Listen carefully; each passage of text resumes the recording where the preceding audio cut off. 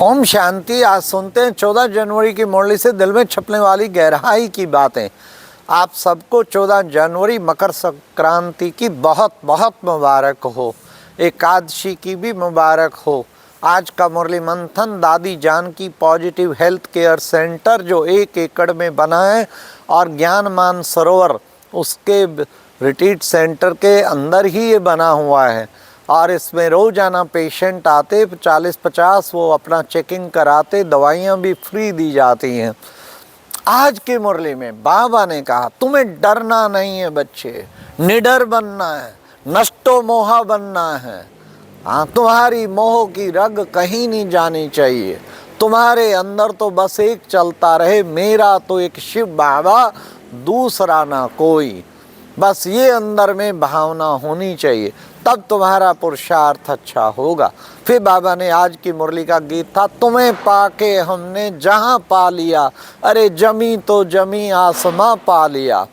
कि बच्चे तुम्हें पाके, कितना बाबा को पाया तो माना सब कुछ पा लिया। और जमी तो जमी आसमां, कितनी सुंदर दुनिया बन गई। फिर बाबा ने आज कहा कि बच्चे अशरीरी बनना है, आत्मिक स्थिति बनाने की पॉइंट आई, अशरीरी बनना है बच्चे। देखो छोटी सी आत्मा बच्चे, कितना बड़ा पार्ट भरा हुआ है, इसको कहते हैं कुदरत। ये कुदरत है, देखो बच्चे।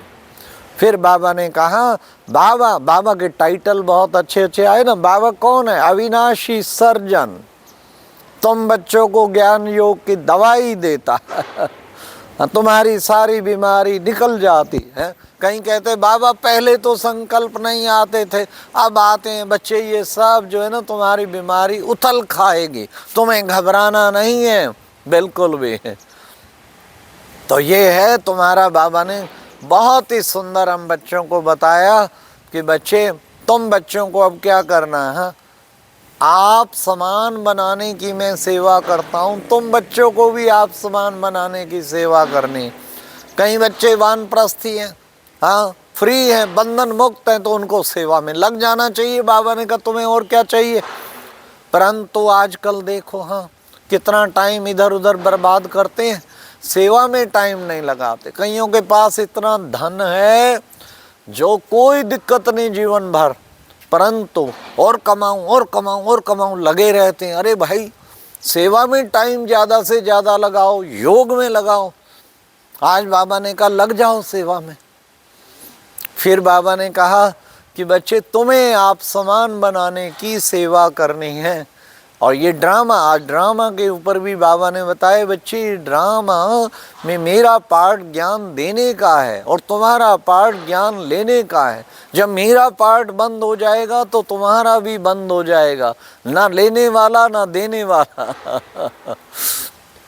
और बच्चे ड्रामा के आदि मध्य अंत का तुमको पता है, ये चलता ही रहता है, अविनाशी ड्रामा चलता रहता है।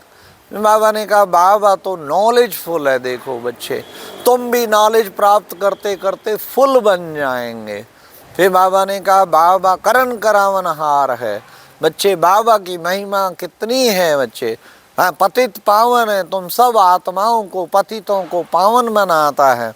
फिर बाबा ने आज कहा कि बच्चे माया बड़ी दुस्तर है, बॉक्सिंग चलती है, अंत तक बॉक्सिंग चलती ही रहेगी, तुम बच्चों को इससे घबराना नहीं है।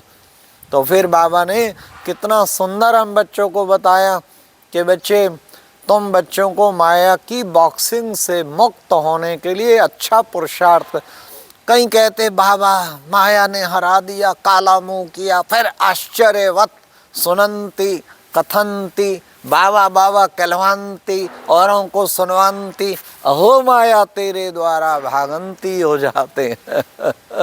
ये है बाबा की संस्कृत। इसमें भी सरप्राइज नहीं खाना, अरे वो तो ऐसे था ऐसे था, ऐसे भागंती हो जाते हैं। अरे क्या माया तो कुछ एक को, आधों को बाबा कहते कच्चा खा जाएगी चलते चलते। हमें घबराना नहीं है, हाँ हमें अपना अचल अडोल रहना है। तो फिर बाबा ने कहा को बच्चे तुम बच्चों को इसलिए ऐसा पुरुषार्थ करना है। सबसे मुख्य तो ये काम महाशत्रु है जिस पर तुम्हें जीत पानी है। बच्चों को विचार सागर मंथन भी करना है। विचार सागर मंथन के लिए बच्चों की बुद्धि विशाल चाहिए। फिर श्रीमत पर तुमको चलना है। जी देखो बच्चे, निश्चय बुद्धि पक्के बच्चे बनो। निश्चय बुद्धि बच्चे, बाबा ने कहा माला का दाना बनेंगे। हम निश्चय बुद्धि होंगे तो माला का दाना बनेंगे। फिर बाबा ने कहा कि बच्चे ऐसा तुम बच्चों को श्रीमत बाबा देते हैं, कदम कदम बच्चों को श्रीमत पर चलना चाहिए, बाप से श्रीमत लेनी चाहिए, पोता मेल देना चाहिए, साथ साथ पोता मेल दें।